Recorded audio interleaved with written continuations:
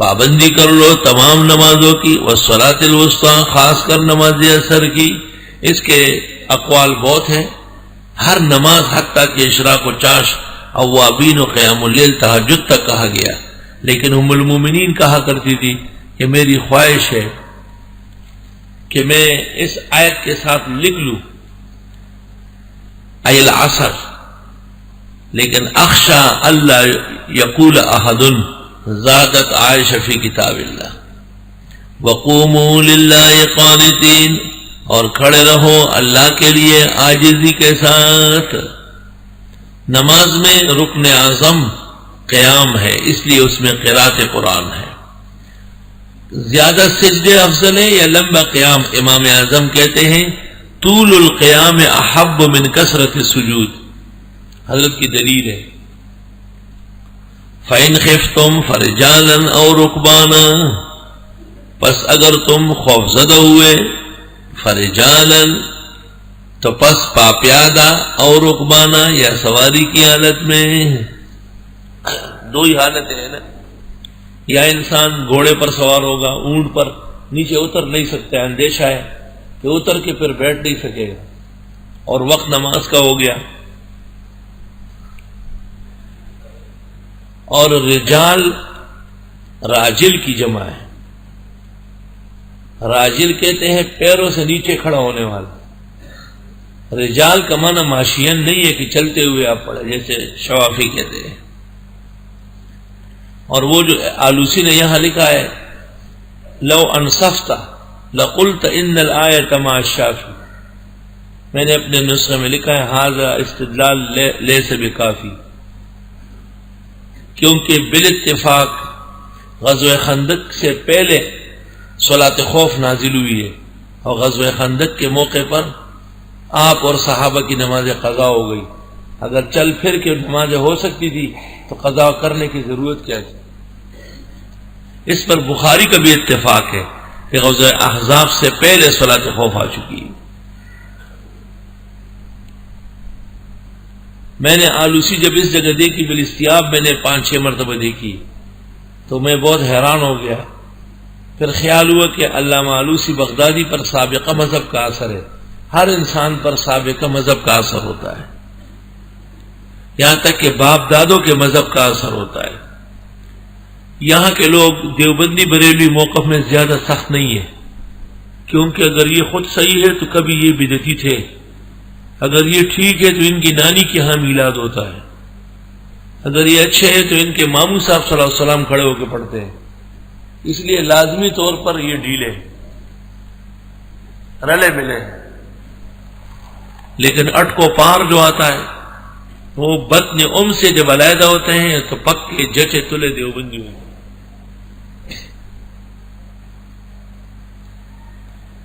فَإِنْ خِفْتُمْ، پس اگر تم خوف میں مبتلا ہوئے، فَرِجَالًا، پس پاپیادہ، اور رکبانہ، یا سوار ہو کر۔ لیکن یہ جائز نہیں ہے کہ چلتے ہوئے نماز پڑھے۔ فَإِذَا أَمِنْتُمْ، پس جس وقت تم امن سے ہوئے، فَاذْكُرُوا اللَّهَ، پس یاد کرو اللہ کو، کما علمکم، جیسے اس نے تم کو سکھایا، ما لم تکونوا تعلمون، جو تم نہیں جان۔ اشارہ ہے کہ خوف کی نماز اور ہے اور امن کی اور ہے۔ خوف میں تو سمت قبلہ بھی ساکت ہو جائے گا، اور گھوڑے اور اونٹ پر بیٹھے بیٹھے نماز ادا ہو جائے گی، یہاں تک کہ جماعت بھی ہو جاتی ہے۔ لیکن یہ خوف ختم ہونے کے بعد صحیح نمازیں پڑھو۔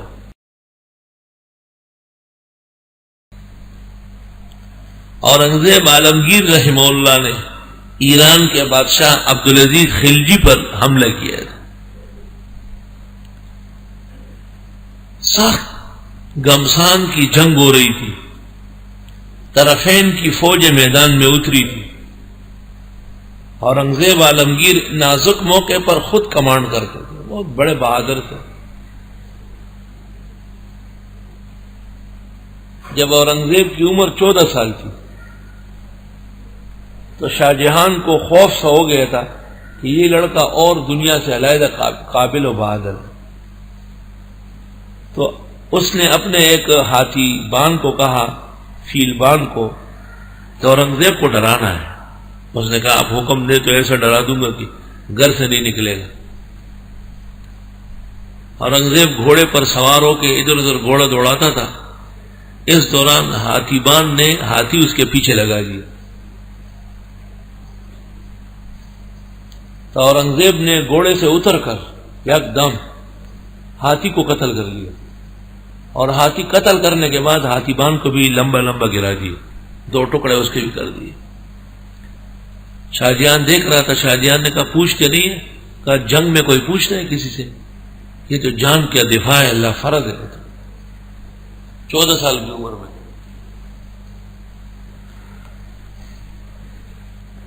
ہونہار بروے کے چکنے چکنے پات وہی نر معشوم پورڑینو کی معلومی پورڑینی کی. چھوٹے بچے جب بہادر ہو ماں اس کو باندھتی ہے نا تو وہ ایک ہاتھ باندھتی ہے تو دوسرا نکال لیتا ہے. جب وہ اس کو کافی دیر لگتی ہے تو محاورہ بن گیا. عربی میں کہتے ہیں کہ فی المہد یعرب عن سعادت جدہ اثر النجابت ساطع البرہانی. اور اردو میں کہتے ہیں کہ ہونہار بروے کے چکنے چکنے پات. اب پختو کے وہی نر وڑو کے اردنی کی معلومی. اردنی آگا کپڑے تو وہی چوڑی کے معشوم پر کیے نہیں. اللہ سن اخبو تراکا گیا بالکل داسی علوی دا بوتل کے جوڑ کی. دا طریقہ دا زنانا ہو چھ دی سر معشوم تا آرام ہو سی. آگا چلا سن اخبو خوزی سڑا شو ایڈی ہو گیا. آگا کپڑا و آگا تار چھ دا معشوم پہ تڑی اگے تا اردو دے ہوئی. اردو دے پختو میں دا کولو والی نانا جا بلوچستان پختو دا چاول پخی رجو بانے نہ پوئی گی. دا گندب پختو دا ویدہ سے راموڑاو کا پدی نہ پوئی گی چراتا ہوئے گا. اور اگر آنند سبا پڑھائی کے حلق گوئی ہے پڑھائی کے کلولائی جیسے فلانکی نے پڑھائی کو ہوا دا سے موئے ذلولم پڑھنے کو لستل اور پڑھانے کو لولول اٹولا پختو کا ڈوڑے شوئی. فَإِنْ خِفْتُمْ پس اگر تم ڈرتے ہو فرجالاً پس پا پیادہ اور رکبانا یا سواری کی حالت میں فَإِذَا أَمِنْتُمْ پس جس وقت تم امن سے ہوئے فَاذْكُرُوا اللَّهَ پس اللہ کو یاد کرو كَمَا عَلَّمَكُمْ جیسے اس نے تم کو سکھایا مَا لَمْ تَكُونُوا تَعْلَمُونَ جو تم نہیں جانتے تھے. تو جس وقت اورنگزیب بادشاہ کی فوجیں اور عبدالعزیز خلجی کی آپس میں گتھم گتھا ہو گئی تھی اس دوران اچانک عصر کا وقت جا رہا تھا. تو اورنگزیب نے بڑے بڑے کمانڈروں سے پوچھا نماز کا کیا ہوگا؟ اس نے کہا ماں بدولت نماز تو نہیں پڑھ سکتے. اچھا کیا کریں گے؟ بعد میں جب جنگ ختم ہو جائے. تو اورنگزیب نے اللہ اکبر میدان جنگ کے اندر قبلہ رخ ہو کی نیت کر دی. تو اس کے جرنیل و کمانڈر سب باوضو جنگ کرتے تھے.